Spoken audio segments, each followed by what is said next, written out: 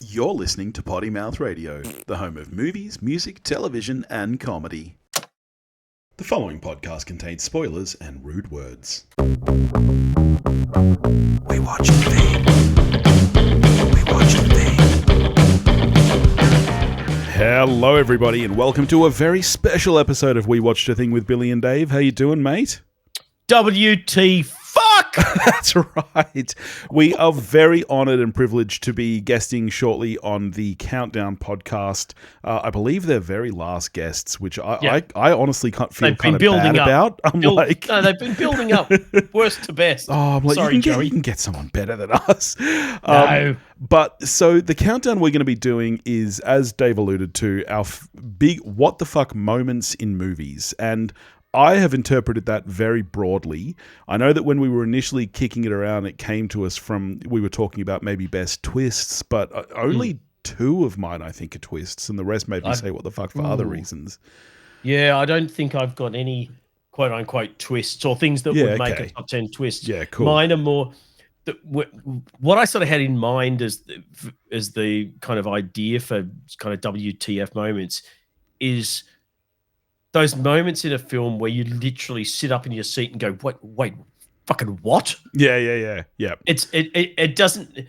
So it's not jump scares. It's not kind of plot twists per se, although they could be. Yeah. It's more. What the fuck did the filmmaker just do? I've got a broad range on my list. I've got things that made me say, why the fuck? Things that made me say, oh my God, what the fuck? That was so good. Things that made me say, what the fuck just happened? I've got some of them are things where it's not. I mean, I know it's WTF moments, but some of them are things where kind of from that point on through in the film, it's yeah. So. Yeah. So this is going to be a show versus show arrangement. So what that means is that Dave and I, we've got our own separate top 10 lists, but by the end of this episode, we need to combine them into one ultimate top 10 list that represents We Watched a Thing to go against the Countdown Boys. And then we need all of you fuckers to go and vote for us so that we beat them on their. We want their penultimate episode to be soul-crushing defeat. See, but here's what I was just going to say, Dave. Paul from the Countdown happens to be a patron of ours. We actually putting this out? We can't put this out before we record. So no. So all right. No, this will come out after we've done their episode. All right. Okay. So if you listen to this, Paul, you'll understand how we got to the place where we absolutely crushed you. So yeah. All right. So suck it. All right. So Dave, why don't you take it away with your number 10, and we'll go up the list, and by the end we'll somehow combine this. I don't know how we're going to do it, but we'll see. I'm hoping it'll very easily slide itself. Well, into first, let me ask you: do you think that we'll have any crossovers? I would have thought at least 3, if not 4 of mine would at least have been in contention. Maybe they're honorable mentions or whatever. But, okay. Kind of knowing you, and I'll tell you which ones they are as I get to them. Yeah. Since you've now said some of the stuff you've said over the course of the last few days, I'm expecting several of yours to be things where I go, oh, fuck you, Billy. I don't want to be on a show with you anymore because you're upsetting me too much. I hope not. All right. You go first with your number 10. All right. My number 10 is from a film called Splice. Not on my list and not a film I've even heard of. Oh, okay. We've got... what have we got? What's his name? Who's the pianist? Fucking mental blank. Brody. Adrian Brody. Adrian Brody. And his wife, look, just vamp. I'm going to IMDb. I thought I'd remember stuff, and then I forgot how goddamn old I am, and the brain doesn't work. Yeah. You're like me. I never make any notes. I have not made notes for an episode of We Watched a Thing in about 5.5 years. I just wing. No, well, this is why we get some of the fucking reviews we get where people say, "Oh, I love the banter, but we really should make some notes beforehand. Half of what you say is wrong." And to that I say, and I'm sorry I can't recall your name, and hopefully you're still a listener after that review of some time back. I'm old and I just like to talk a lot. It's a Vincenzo Natali film. Who's a director I really like. I really like the film Splice. Adrian Brody and the wonderful Sarah Polley are a couple of scientists, and they're doing genetic engineering, that sort of thing, and they create this hybrid. It's a hybrid creature. It's this little thing, grows up, it's female, but it's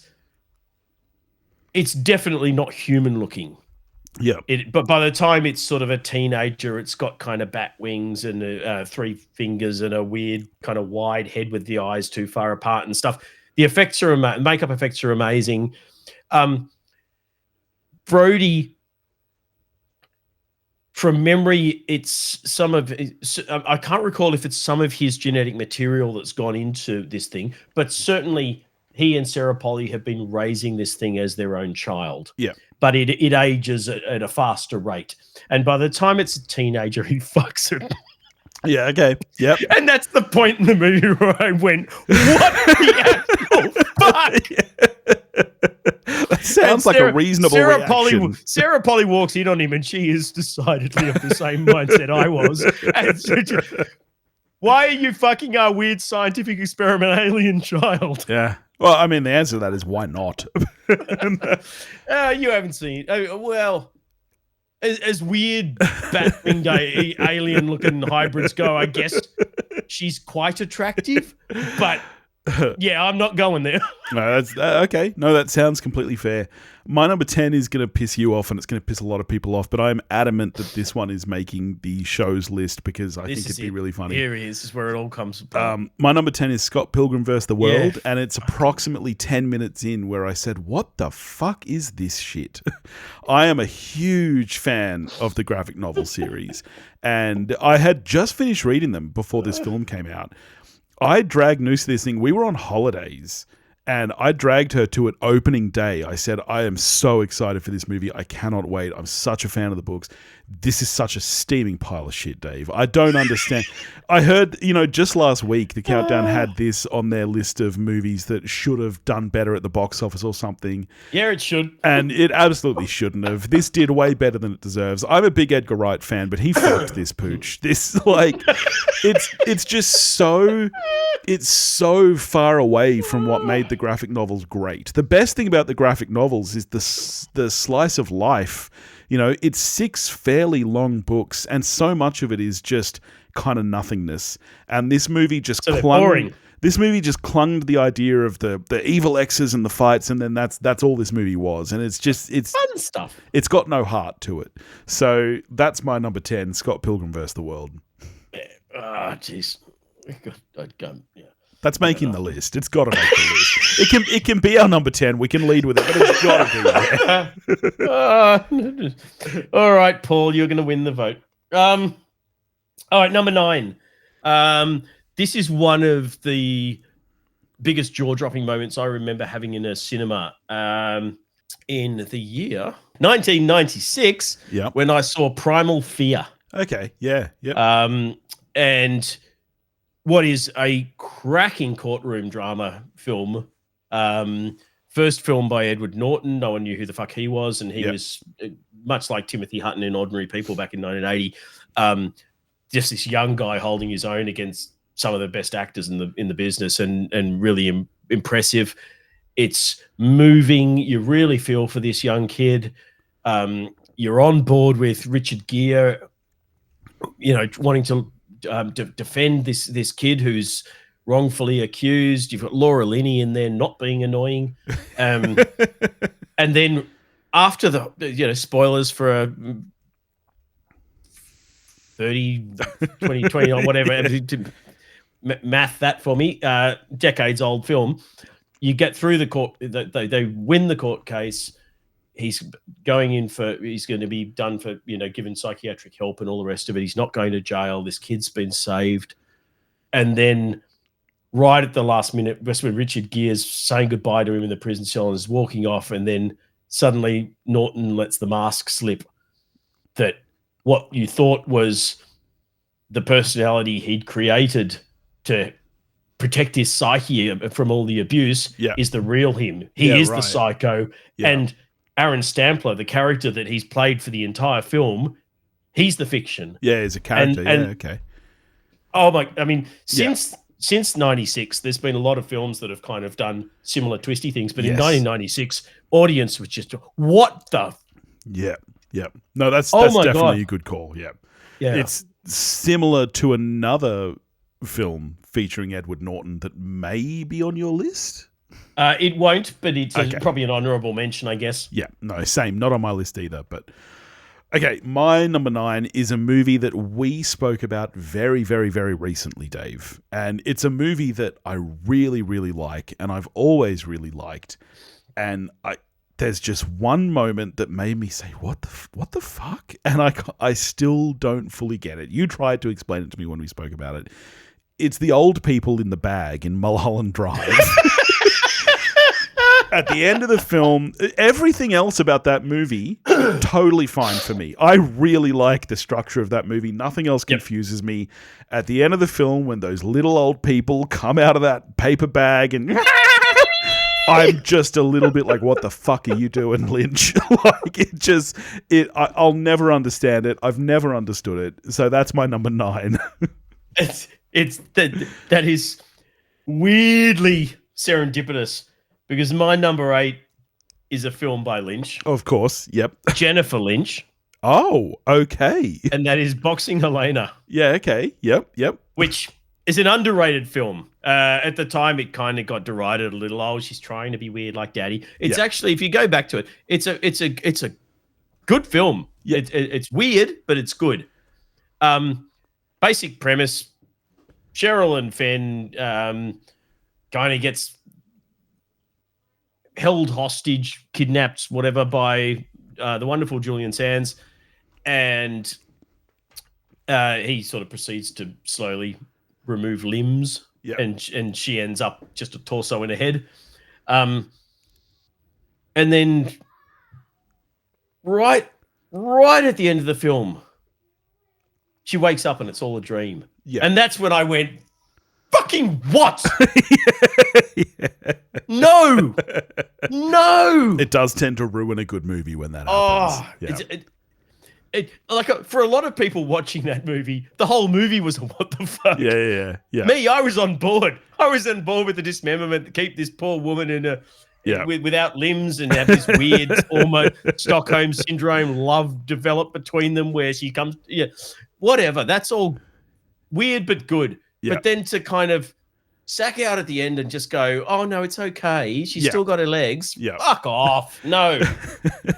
Well, my number 8 is the first one on my list that made me say what the fuck in a good way, where I was just so elated at what I was seeing on the screen. It was absolutely nuts. And of course I'm talking about Fast X. And I could have picked any movie from this franchise because they all had moments like this that are so they're so stupid that you cannot help but say what the fuck, but you say it with a smile on your face. And which of the many moments that I was also saying what the fuck, but in a different way? I'm going with the finale where he drives down the dam. And I literally in the cinema said, what the fuck? But I was smiling and cheering and having the greatest time of my life. Not when they play pinball with a nuclear bomb and a crane and a car. Like I said, I could have picked just about any movie from this franchise and any moment in any of those movies, but I just had to go with the most recent one. The only thing I think was a positive what the fuck for me was Momoa sellotaping the corpse's eyes open while dressed in drag and having a tea party with them. Oh man, it's just so much fun. All right, are we up to your number 7? We are, and this is a similar frothy, fun film. 2008's Martyrs. Oh, okay, yes. One of the grimmest films of all time. Fantastic film. It is really like it kind of gets bandied around in the same conversation as things like a Serbian film, which I think is horrendously unfair because it is not shock for shock's sake. This is a really, really almost cerebral horror film. Yeah. But obviously it's part of the French horror new wave, so it is very extreme. Yeah. And not for the faint of heart, but I really, really like this film. Yeah. There were a couple of moments actually within this. There's very early on,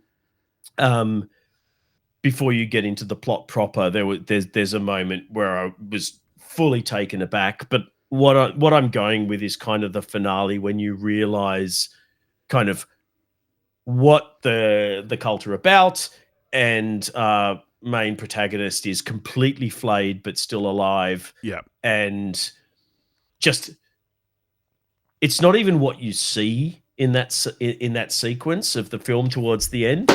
It's more, I guess, what is happening. Yeah. I'd never seen anything like it.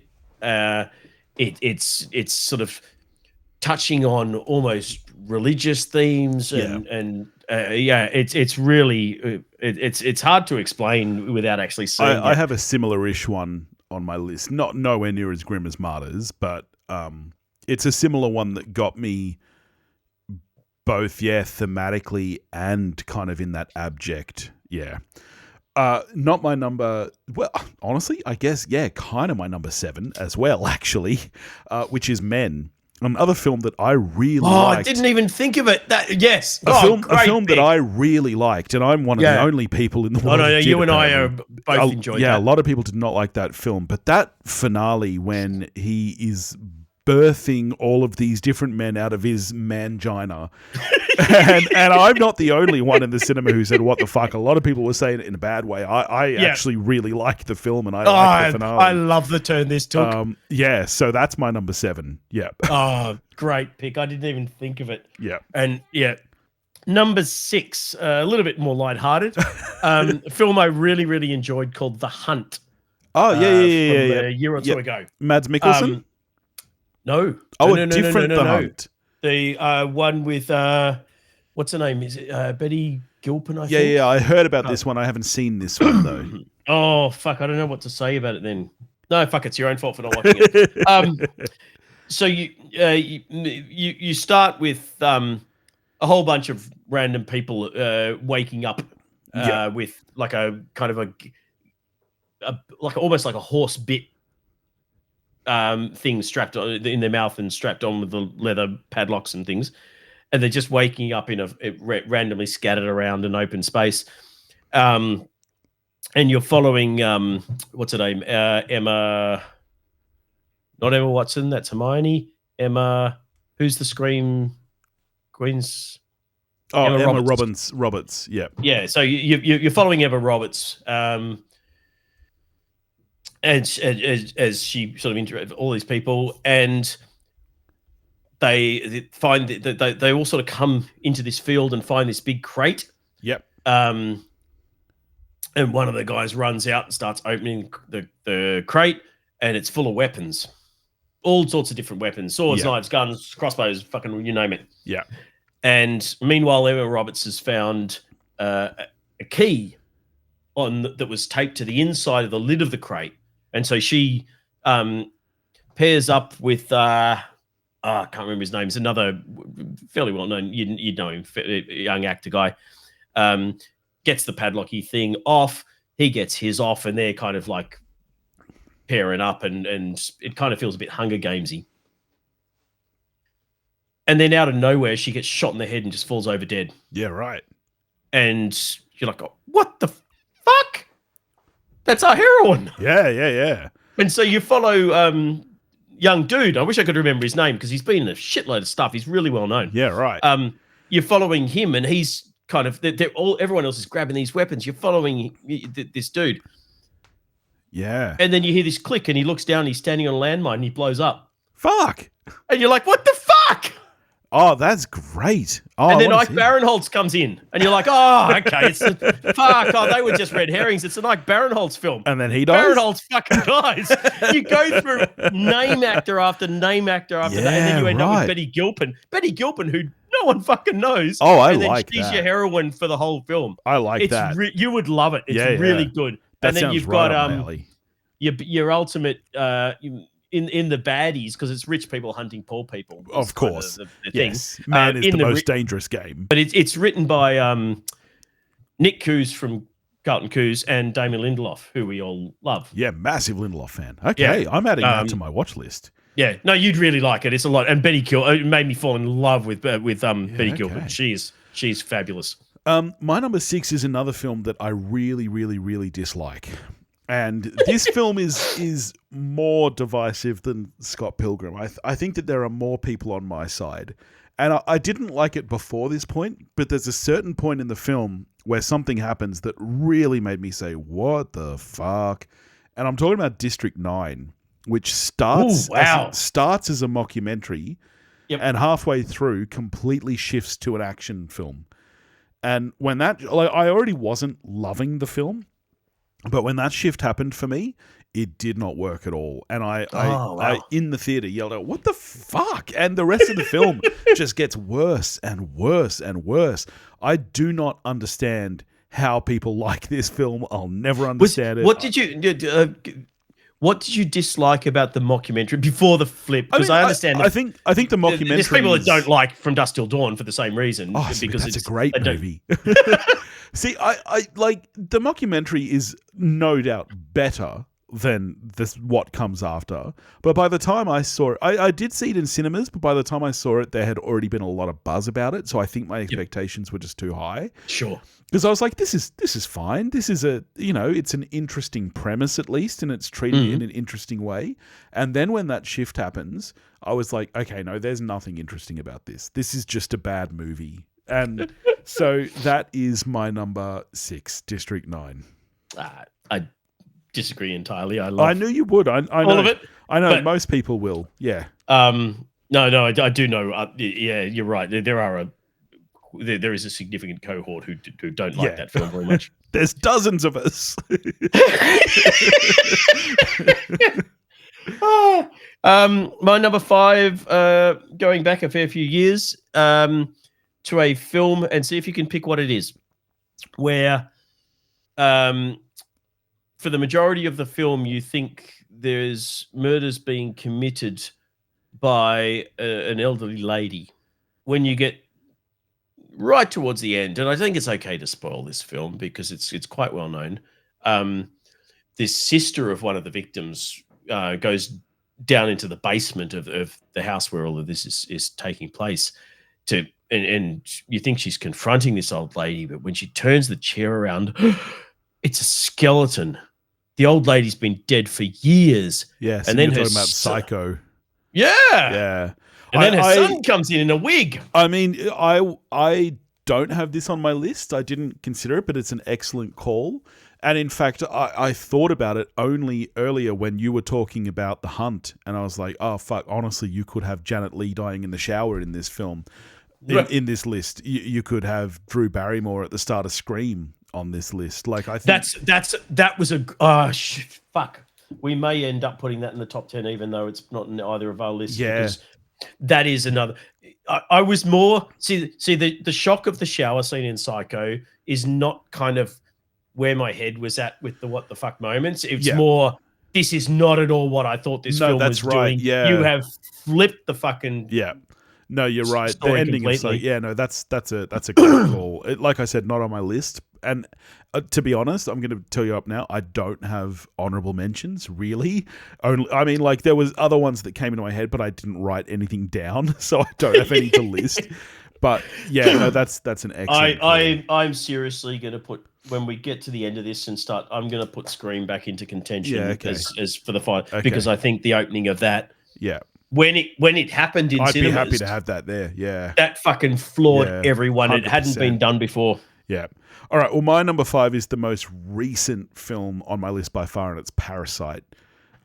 Which is another movie that just goes in directions that you don't expect, and by the time you get to the finale, it's just really. And there's so many. Is it the basement reveal? Or I was gonna say I haven't even written down a particular moment for this because I feel like there's so many. That moment when you realize that there's the people in the basement, that's the grand finale of the thing. It's there are no ghosts. Yeah, it's this dude who just lives there. That fucking. Yeah, it's such a good movie. I love that movie. So that's my number 5. So over to you for 4. All right, here's where we get to one of the ones that I thought may be a crossover, because I know you love the film and the filmmaker. and I'm going with the final scene from Enemy from Denis Villeneuve. I love that film, and it didn't cross my mind, but that's a great Oh. call. I'd be more than happy for that to be on the list. 'Cause You're talking about the spider? Yes, the giant fucking spider. Man, I love that film, and I do love Villeneuve. Yeah, no, that's a great call. It didn't come to mind for me, but yes, excellent. Because I was still going, what the fuck, an hour later in the car. On the way. No, that's awesome. My number 4, again, I don't know if this will be a crossover. This is probably the only straightforward twist on my list, apart from Parasite maybe, and it's the first Saw film. The moment at the end when you realise the Jigsaw is the dead body in the it's one of the best twists in a horror film ever. I love that film, and I love that moment. It's just that was so almost good. In my 10. Yeah, very close to being in my 10. Okay, cool. And partly because I thought you might have it. Yeah. And partly because I just kind of decided I fell in love with my others, but that was very close. Yeah, no, 100%. All right, your number 3 or 2? 3. 3. All right. So I don't think you'll have this. In fact, I don't even know if you've seen it. I'm a massive fan of director Jim Jarmusch, and one of the only fans of all the people I know, I think, of his foray into the zombie horror field with The Dead Don't Die. Yeah, I've not seen The Dead Don't Die. No. Oh, see, this is so hard because I don't want to ruin it for you. It's okay. Don't ruin it for me. Actually, no. It's the stuff that I'm going to say has been in every review. It's not okay. It's been more than, and I don't think it will ruin it. But there's a point in the film. So people like Paul hate it because it's quite slow and ponderous. It's a Jim Jarmusch film. It's a talky thing. There just happen to be fucking zombies there. Yeah. But it's all people I really love. Adam Driver, Bill Murray, who sheriff and deputy in this town where zombies start happening. You've got Tom Waits playing a character in there. You've got not Amanda Seyfried, what's her name? Chloe Savini as the other sheriff's deputy. But there's this one moment about, and it's like halfway through or something. It's not right at the end or anything. Yeah. Where Murray and Driver are driving along, and all the way through the film, every time something happens, they find a body, whatever, Adam Driver keeps on saying, "Oh, this isn't going to end well." And finally in the car, Bill Murray says to him, "You keep saying this isn't going to end well." And there's zombies coming up all around the car. He's like, "You keep saying this isn't going to end well. How do you constantly know what's going to happen?" And Driver says, "Because I read the script." And Murray says, "What, the whole script?" He says, "Yeah, Jim gave me the script." Yeah. And Murray says, "He only gave me the scenes we've got together. I haven't read the whole script." And suddenly the fourth wall is not even broken. It crumbles to the ground. And so that's not just a bit. Like, does that carry on through to the end of the film? Yeah. Driver is breaking the fourth wall left, right, and center, but the film, it doesn't destroy the narrative of the film. So, like, later on, they're in the car, or it might be before. I can't remember the order of the scenes, but they've got this song playing on the radio. That's this country song where that's like, "Oh, the dead don't die," and Bill Murray goes, "Oh, this is so catchy. Why is this so catchy? I know this song." And Driver says, "It's the theme song."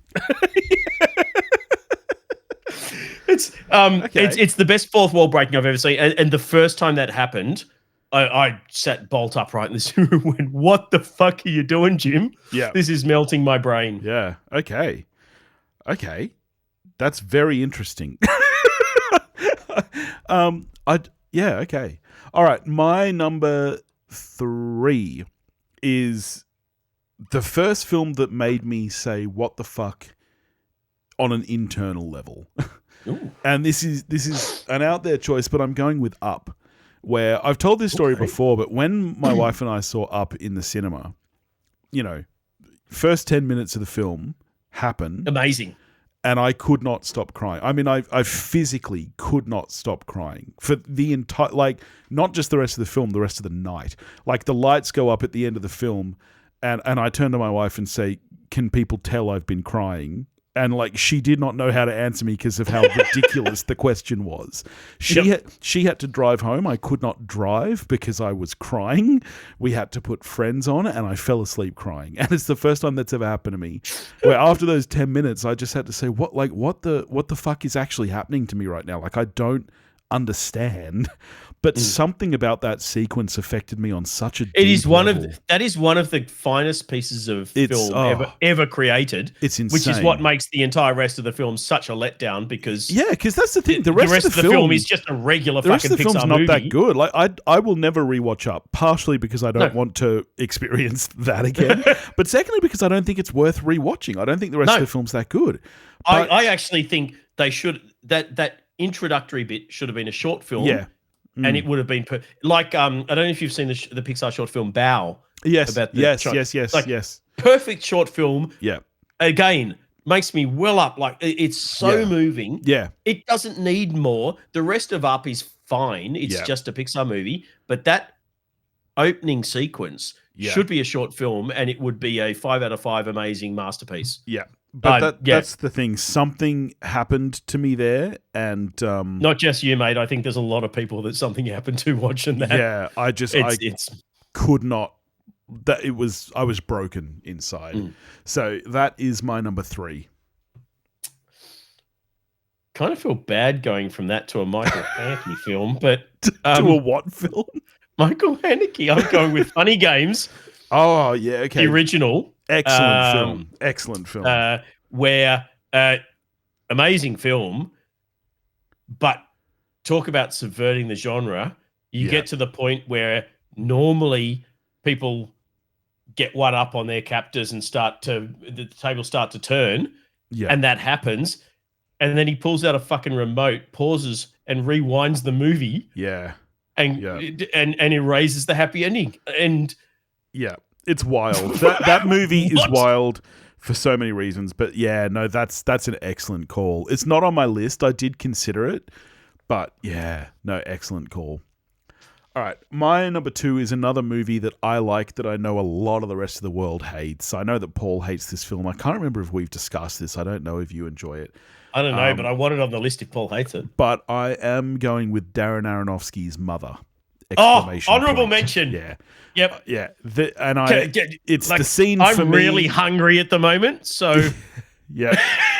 It is the scene where they eat the baby, and it just what the fuck? And again, it made me say what the fuck in a good way. I really like that movie, and I know that not many people I like it as well. But yeah. So that's my number 2.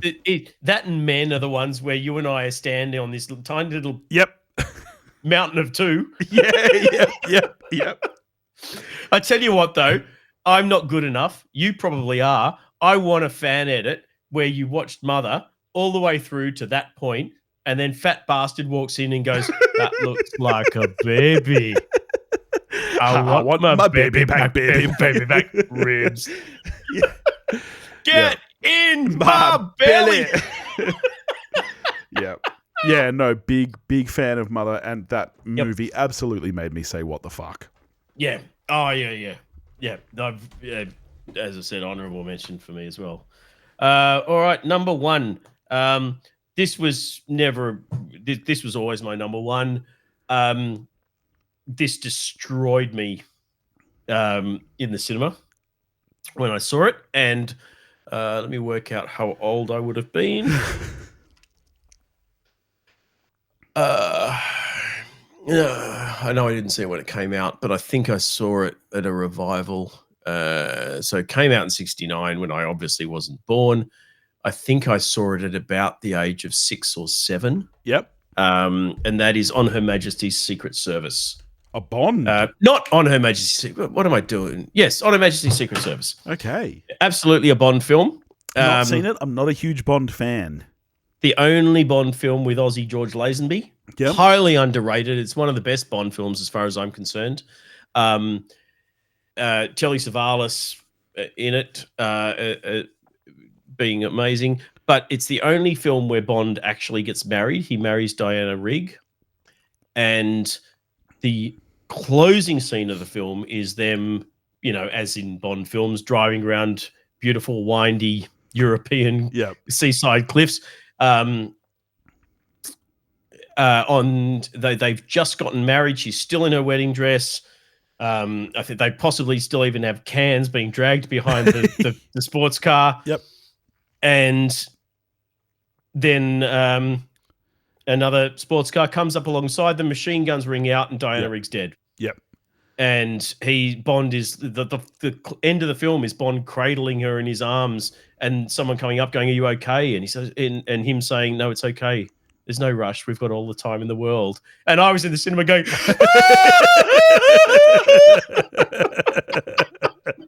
No, that's a good call. I did know. I haven't seen it. I'm not a huge Bond fan, but I did know about that. And And that's when the next film we've got Roger Moore, and it opens. I think. Actually, no, it's not the first Roger Moore. It's later on. It might be Moonraker or Furo's Only. He's actually, it opens with him, Roger Moore, at her grave, which is how you know that there is continuity. That all these bullshit theories about every actor's a different person. They just have the 007 moniker. James Bond's just a fake name. No, fuck off. You're an idiot. There is continuity. Just watch the films. You fucking morons. All right, my number one is another one that made me say what the fuck in a really, really, really good way. And I lied earlier when I said Parasite was the most recent film on my list. This is absolutely. Ooh. It's only year before, and it's Everything Everywhere All at Once. Oh, yeah, where I absolutely love this film. And the grand finale, which is one of the fastest edits I've ever seen. I sat there in the cinema and I literally said to myself, how does this work so well?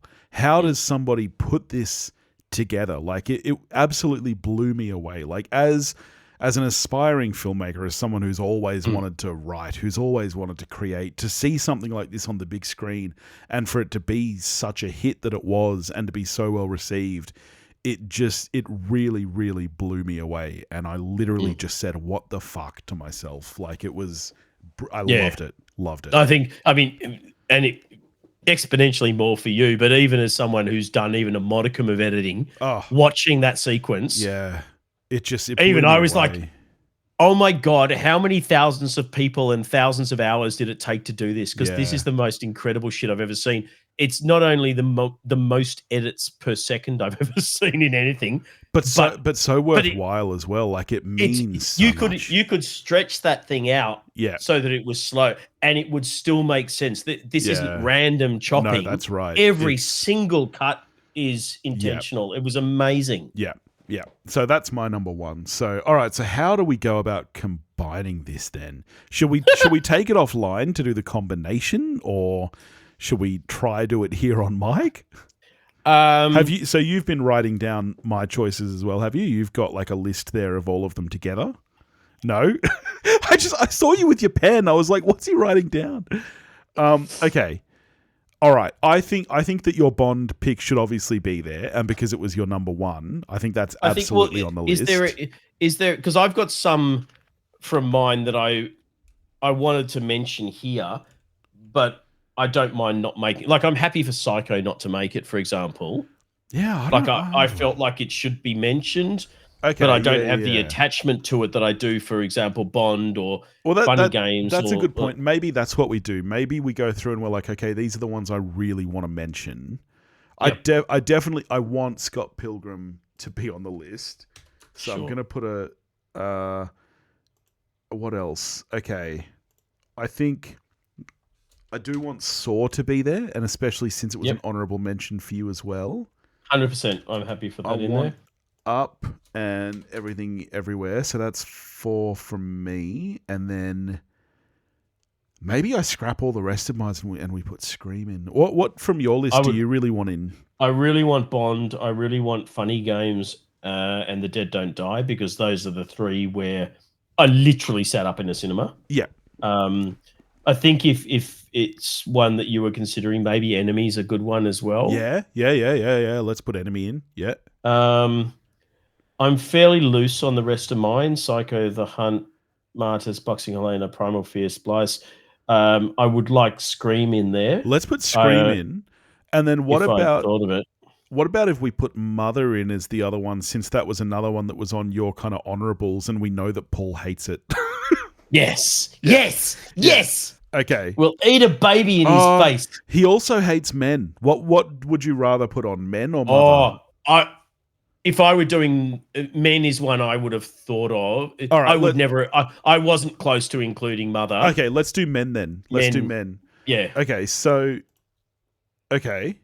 Man, I need to just let me cross out Antichrist with Willem Dafoe having his dick stomped. And all right, hang on. Cutting her clit off. All right, so let's. Now we need to put them in an order. Do you mind if we have everything everywhere all at once as one, and then we can have Bond at 2? Yep, I'm fine with that. All at once, 2. And then what's your next one after Bond? Funny Games. Sweet. Let's put Funny Games at 3. Right. And then Up at 4. What's your next one after Funny Games? The Dead Don't Die. Or Enemy. Maybe put Enemy higher because you would have considered Enemy, whereas Dead Don't Die is not one. What if we do Enemy at 5, and then at 6, what if we put Saw? Because that's one that you would have considered as well. And then at 7, we have The Dead Don't Die. Yep. All right. And then what's your next one after that? I've only got one left, which is Scott Pilgrim. Okay. So we need 8, 9, and 10.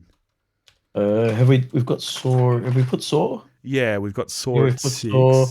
We don't have Men yet. We don't have Men yet. Yeah, let's do Men. And we don't have Scott Pilgrim. Let's do Men at 8. Yep. Scream at 9, and then Scott Pilgrim at 10. I'm going to say something controversial. I know that neither of us actually had it on our list, but I feel like Scream should be higher. Am I crazy? No, I 100% think it should. I'm kicking myself I didn't think of it. That in 96 or whatever it was, killing off the top billed actor in the opening credits. You know what? Is one of the biggest shocks in the last 50 years of cinema, I reckon. That's what I reckon. What if we put Scream at 3? Yep, I'm happy to push down everything else. Okay, hang on. So Funny Games becomes 4 and so on and so on and so on. So our completed list will be Everything Everywhere All at Once, Bond, Scream, Funny Games, Up, Enemy, Saw, The Dead Don't Die, Men, and Scott Pilgrim vs. the World. Yeah, I'm happy with that. I think that's a pretty good list. I think so. Okay. Excellent. All right. Well, thank you everybody for joining us here as we make this list. Hopefully by now you've listened to the countdown, I guess. You've already heard us slaughter Paul and Wayne, so this is just kind of... One question for you, Dave. Now that we have our list and you know what's on it, do you think that we'll have any crossover with them? I would not be surprised if Paul pulls out Funny Games. Yeah. Or Scream. Yeah, they were the ones I was thinking. And who knows? Wayne is a Bond fan. He could have that on their list, but but he's such recent Bond. I know he's seen them all, but I don't know that he'd pull out an old one like that. He might pull out No Time to Die. Yeah. Where Bond actually gets killed. Yeah. Maybe that'll be a what the fuck moment for him. But all right. Well, thank you everybody for joining us here. This has been a heap of fun, and I'm pretty happy with the list that we've got together. Yeah. So good films. Go check out the countdown. I know that their weekly show is ending soon, but if you haven't listened to them before, just go through their whole backlog. They've got fucking 800 episodes to pick from, and we'll catch you later. Farewell.